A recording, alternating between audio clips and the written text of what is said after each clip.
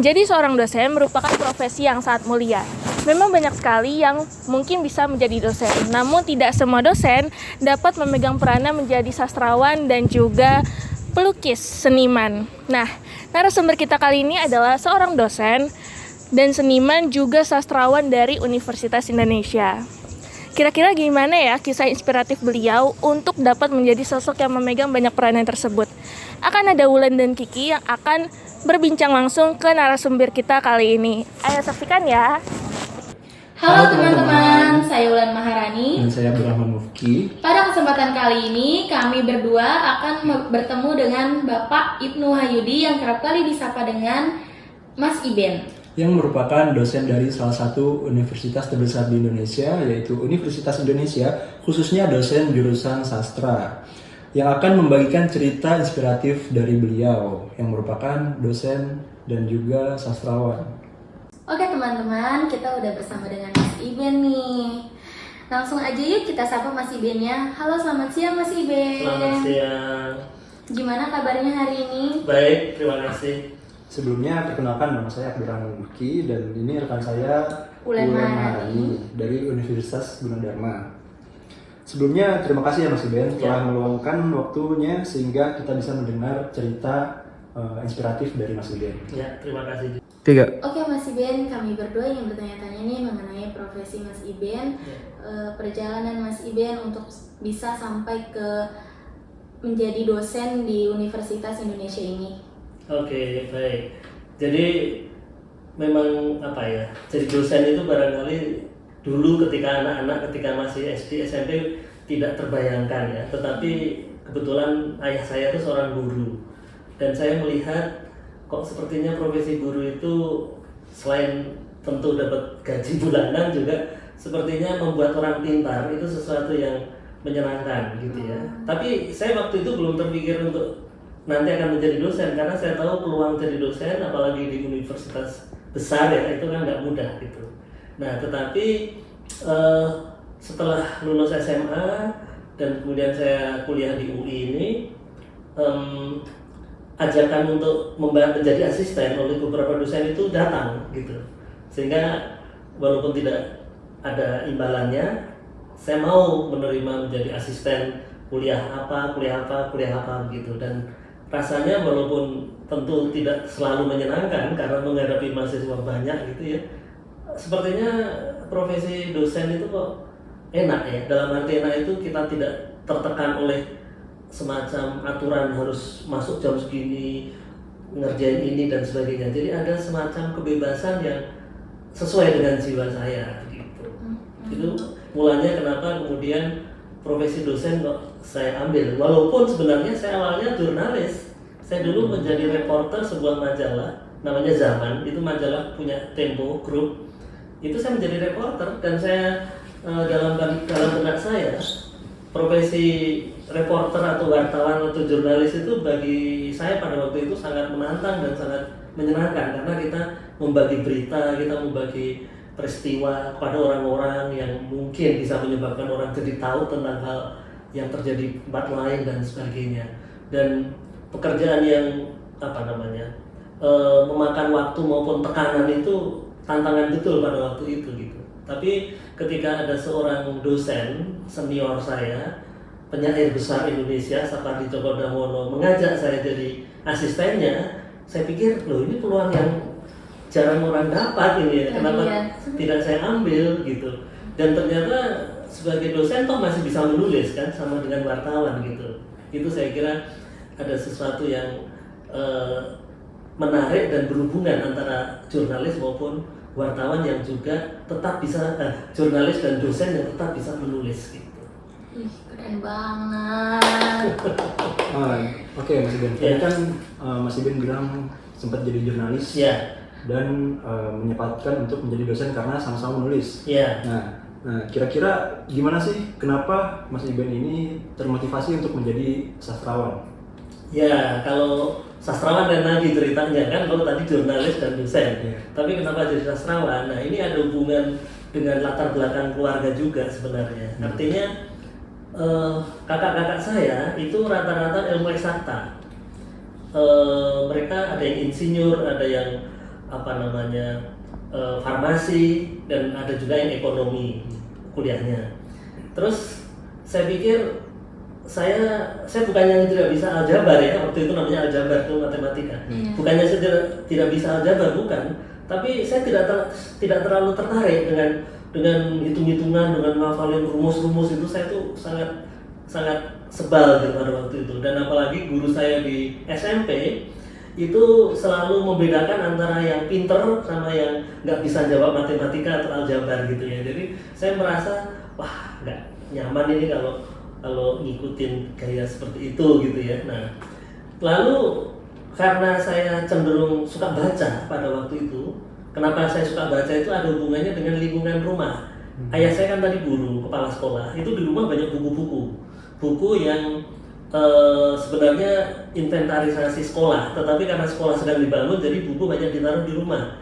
Jadi saya bisa baca kapan saja gitu. Jadi situasi buku-buku dan rak buku lemari itu seperti menyihir saya untuk datang ke situ dan saya buka buku apapun, buku cerita, buku pelajaran dan sebagainya. Nah, jadi dari situ saya kira pelan-pelan tumbuh rasa untuk suka membaca. Apalagi pada waktu itu tahun 70-an ya, akhir 60 tahun 70-an kan belum ada gawe, belum ada televisi dan sebagainya, sehingga hiburan yang dapat saya nikmati adalah dengan membaca.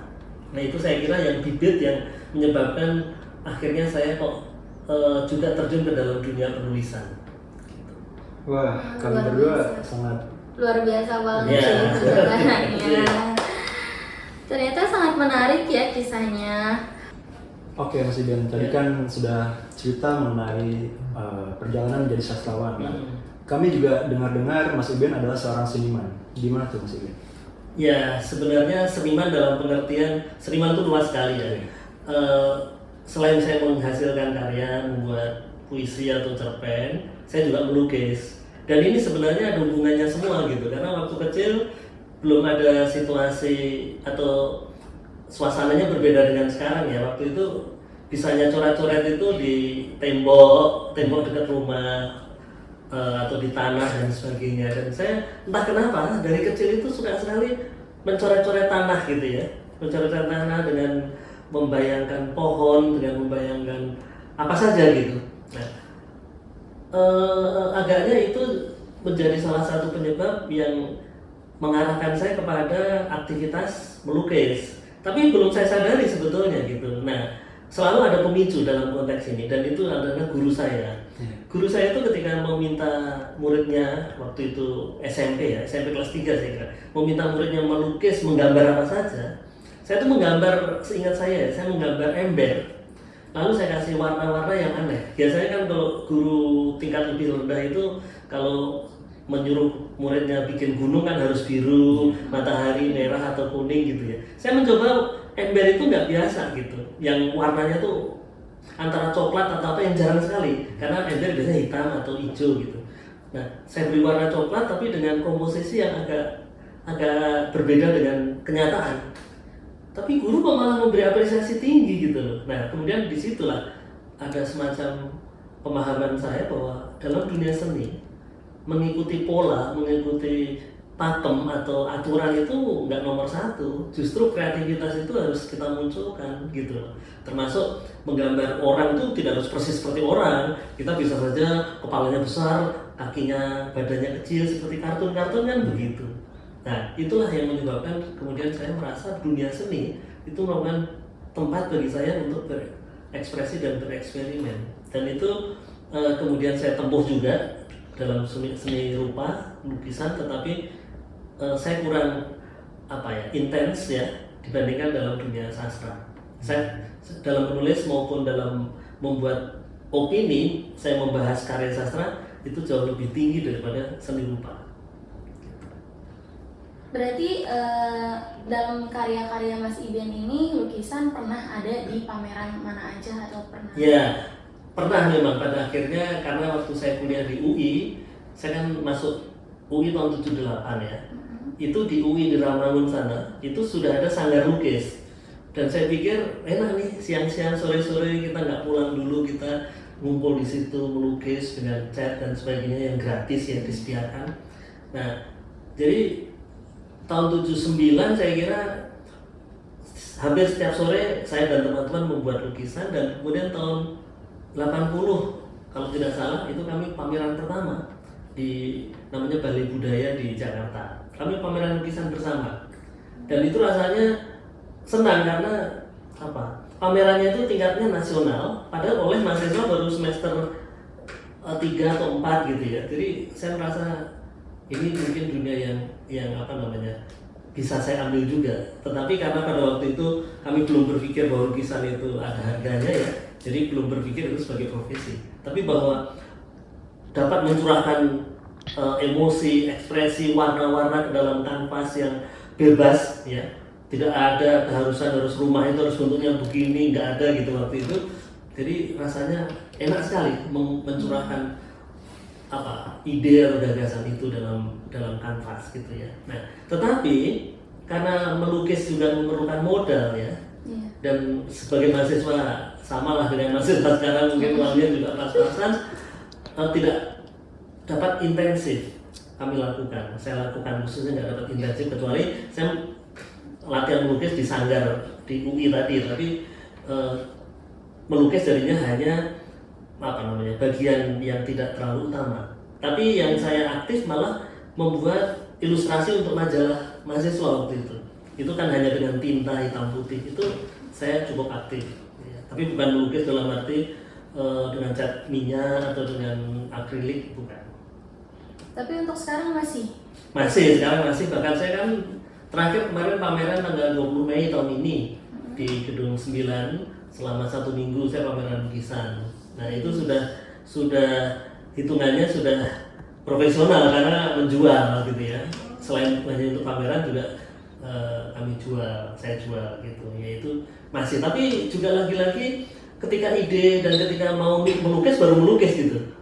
Tidak aktivitas sehari-hari. Tapi kalau menulis kan kita bisa duduk pakai kertas, pakai ponsel, pakai apapun bisa nulis. Itu setiap hari saya lakukan. Tapi kalau melukis karena perlu apa ya, suasana khusus gitu kan.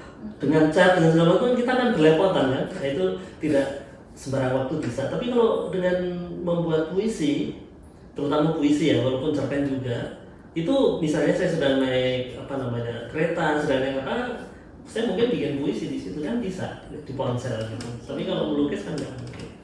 Jadi lebih suka di nulis atau lukis nih? Dua-duanya. Gak ada poin lebih gitu? Tentu menulis lebih saya nikmati karena ini apa ya, aktivitas yang sudah saya lakukan sejak tahun 80. Jadi menulis itu, saya dulu suka menulis di koran, khususnya waktu itu koran Suara Karya namanya. Itu setiap Jumat ada rubrik budaya, saya hampir setiap 2 minggu sekali menulis di situ dan dapat uang. Ketika masih mahasiswa lumayan rasanya gitu, senang. Paling senang itu mungkin uang tentu menyenangkan, tapi paling senang itu ketika Jumat pagi saya pergi ke satu lapak koran, saya lihat koran Suara Karya, saya nggak beli kalau nggak ada tulisan saya. Begitu saya lihat ada nama saya, saya beli. Gitu. Dulu begitu sih suasananya. Sekarang kan beda, anak-anak sekarang kan udah nggak merasakan lagi bagaimana pergi ke lapak koran, cari koran, nggak ada lagi sekarang. Pada waktu itu seperti itu. Dan ada kebahagiaan luar biasa ketika nama kita tuh terpampang gitu, ada judul, ada Ibnu Wahyudi, rasanya semua orang di dunia ini tahu saya, rasanya begitu. Padahal yang tahu cuma berapa orang, tapi kebahagiaan itu kan mahal. Nah, ini yang saya rasakan gitu. Jadi walaupun honornya ada nulis itu, tapi kan biasanya baru keluar sebulan kemudian ya. Tapi bahwa saya kok bisa muncul di salah satu media nasional gitu, itu senang sekali. Apalagi kalau sampai dimuat di Kompas ya. Waktu itu pun sudah koran terbesar, itu rasanya pengen pamer aja sepanjang jalan ini ada tulisan saya di Kompas misalnya begitu. Bagus deh, saya ikut senang ya mendengarnya dan menjadi inspirasi buat saya untuk mengikuti. Atau saya juga suka nulis, tapi ya masih ya, tapi harus latihan terus. Memang tidak ada yang namanya instan dalam dunia seni pun, nggak ada yang namanya instan. Nggak ada yang wah saya pengen melukis lalu seret terus wah ini pasti hebat, nggak ada. Proses itu perlu sekali. Nah, generasi kalian ini cenderung agak instan, kurang menghayati proses. Ya tapi memang bedanya beda. Wah, sangat seru ya teman-teman mendengar perjalanan dari Mas Iben. Nah, tapi Mas Iben, dari tadi Mas Iben sudah cerita, kan nggak mungkin dong kalau nggak ada kendala atau kesulitan yang dihadapi saat menjalani itu. Kira-kira apa aja nih kendalanya?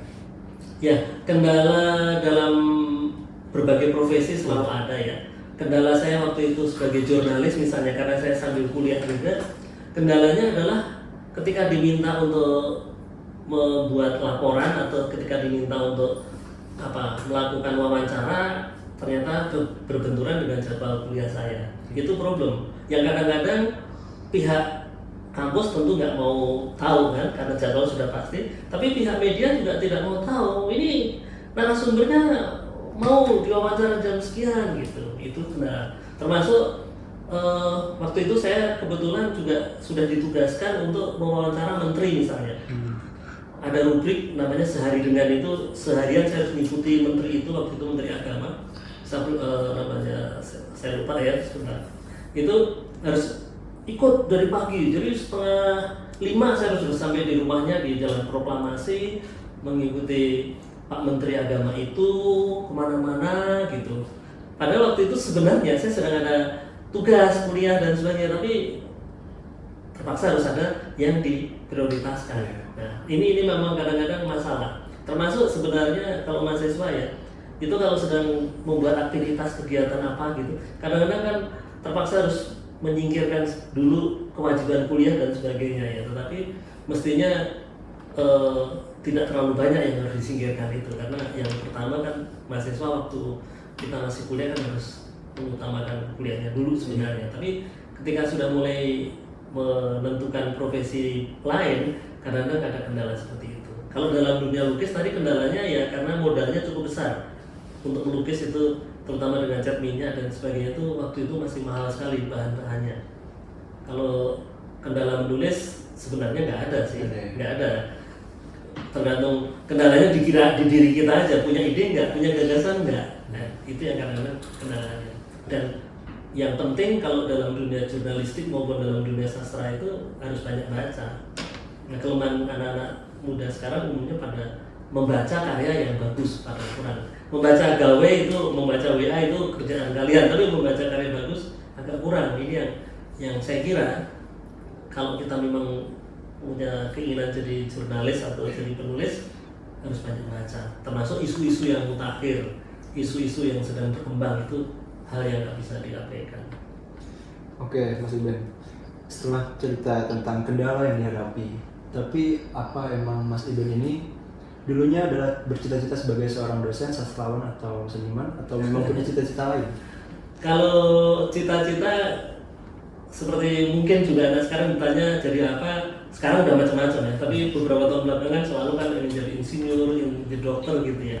Tapi saya rasanya dulu nggak pernah menjawab ingin jadi insinyur atau dokter.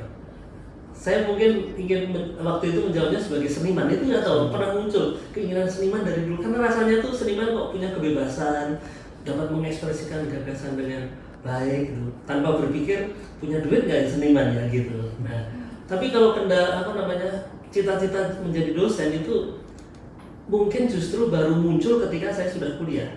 Ketika saya melihat terutama karena beberapa dosen saya itu punya nama-nama hebat gitu ya waktu itu, rasanya wah pengen seperti dia, pengen jadi dia, walaupun mungkin nggak bisa menyamai dia, tapi ada semacam motivasi atau inspirasi yang ditawarkan dalam tanda kutip oleh dosen-dosen itu, bahwa profesi dosen itu ternyata asik.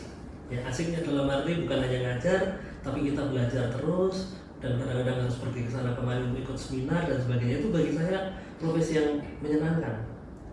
Walaupun secara materi mungkin tidak lebih tinggi daripada profesi yang lain, tapi kadang-kadang kan kita berpikir nikmat tidak kita mengambil profesi itu gitu. Dan saya kira dosen merupakan sesuatu yang cocok gitu ya, yang menyenangkan buat saya. Karena nggak semua orang kan mau berbagi ilmu di depan kelas, nggak semua orang mau. Saya kebetulan agak suka gitu kalau misalnya ngasih tahu ini loh, kalau mau nyusun cerpen itu gini-gini, itu dari dulu saya sudah suka. Wih, keren banget. Oke Mas Iben, dari yang kita dengar cerita Mas Iben dari awal, dari dosen, seniman sampai sastrawan, itu semua membuat saya kagum, membuat kami terinspirasi ya. Mudah-mudahan. Saya jujur luar biasa banget perjalanan hidupnya, walaupun emang gak mudah, tapi Mas Iben bisa ngelewatin sampai di titik ini. Ya, tapi mungkin saya mau menambahkan ya, untuk jadi dosen seseorang harus belajar terus, harus sekolah terus, dan kadang-kadang ini kendala lain. Nggak bisa hanya S1 gitu, terpaksa harus kuliah lebih lanjut. Termasuk waktu saya S2, saya ngambil S2 di Australia, di Monash University. Wah, itu berat sekali buat saya juga, bahasa Inggris saya kacau balau, udah gitu dosennya orang asing yang belum tentu Inggrisnya bagus ya. Misalnya ada dosen Jerman tapi ngajar bahasa Inggris kan juga Inggrisnya nggak jelas banget gitu ya. Itu hal yang harus ditempuh oleh seorang dosen, karena dosen nggak bisa berhenti hanya di S1. Bahkan kalau di UI kan untuk melamar dosen minimal harus S2 atau bahkan sekarang S3 gitu. Nah, ini sesuatu yang saya kira tantangan yang tidak sederhana. Tapi dengan banyaknya kesempatan dan juga beasiswa untuk sekolah ke luar negeri, saya kira peluang itu tetap ada. Cuma ya tadi itu, mau dan sanggup nggak menempuh proses itu, ini persoalannya gitu. Keinginan ya. Ya, kalau jadi seniman kan tidak ada keharusan S2, S3, bahkan seniman nggak harus sarjana juga nggak apa-apa kan. Sebagai seorang pelukis tidak lulus S1 pun nggak apa-apa gitu. Tapi untuk dosen ada semacam keharusan untuk terus meningkatkan diri dalam ilmunya, dan itu nggak sederhana. Apalagi kalau kita harus keluar negeri, pertama bahasa asingnya, yang kedua bawa keluarga apa enggak, itu problem. Oke, Mas Iben, sebelum menutup bincang-bincang santai kita siang ini, ada nggak pesan-pesan buat teman-teman mahasiswa di luar sana yang mungkin sekiranya ingin menjadi sastrawan atau seniman juga? Ya, kalau dalam dunia praktis ya, dalam arti sebagai seniman, sebagai sastrawan, sebagai pelukis, sebagai dramawan dan sebagainya, itu seseorang itu tidak boleh hanya ingin, tidak boleh hanya punya cita-cita, tapi betul-betul harus bergulat. Kalau mau menjadi sastrawan ya harus banyak baca novel, puisi, cerpen, drama. Kalau mau menjadi teatrawan, menjadi dramawan ya harus suka nonton teater, suka nonton drama dan sebagainya. Kalau mau menjadi seorang pemain musik ya nggak boleh nggak boleh malas untuk mendengarkan musik-musik bagus ya, bukan hanya musik-musik yang enak didengar saja, tapi juga musik bagus. Kalau mau menjadi seorang jurnalis yang hebat juga jangan segan untuk terus mengikuti perkembangan situasi yang terjadi, karena jurnalis itu memerlukan kepekaan atas isu, atas peristiwa kemanusiaan, itu yang harus dilakukan. Jadi semuanya ada semacam pelengkap yang harus kita sadari menjadi sesuatu yang menyebabkan kita itu lengkap lah gitu ya. Saya kira itu. Jadi jangan berhenti untuk belajar apapun kapanpun ya gitu. Belajar tidak harus di dunia formal pendidikan ya, tetapi belajar membaca keadaan, membaca situasi itu penting sekali. Tentang perubahan-perubahan yang ada itu penting sekali. Oke teman-teman, mungkin itu saja bincang-bincang kita, dan itu juga pesan untuk kalian yang ingin menjadi salah satunya gitu kan. Oke, kita tutup perbincangan kali ini. Terima kasih. Wassalamualaikum warahmatullahi wabarakatuh. Waalaikumsalam warahmatullahi wabarakatuh. Oke teman-teman, demikianlah sesi sharing kita bersama Mas Iben yang merupakan dosen, seniman dan juga sastrawan dari Universitas Indonesia. Semoga apa yang sudah disampaikan oleh Mas Iben tadi bisa memberikan inspirasi kepada mahasiswa-mahasiswa di Indonesia yang juga berkeinginan menjadi seorang dosen, sastrawan dan juga seniman.